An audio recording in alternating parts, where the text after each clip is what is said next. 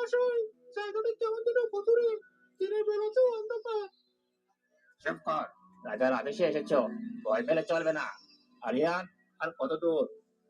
আমি শুধু পথ দেখাতে পারি, বৃক্ষ কোথায় আছে তা আমি জানি না।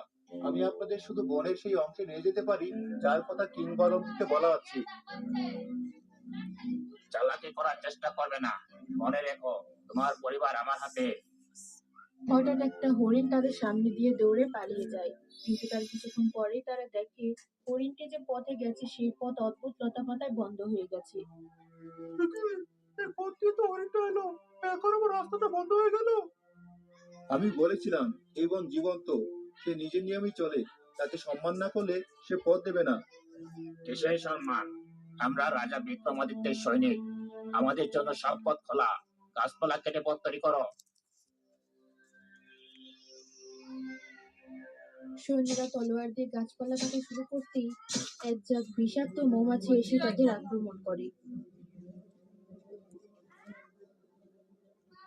থামুন, ওদের ক্ষতি করবেন না, ওরা শুধু নিজেদের ঘর বাঁচাচ্ছে। আপনারা স্থির হয়ে দাঁড়িয়ে থাকুন, ওরা চলে যাবে। আরিয়ানের কথা মতো সবাই স্থির হতে মৌমাছিগুলো শান্ত হয়ে উড়ে যায়। তুমি কিভাবে জানলে আমরা শান্ত হলে ওরা চলে যাবে?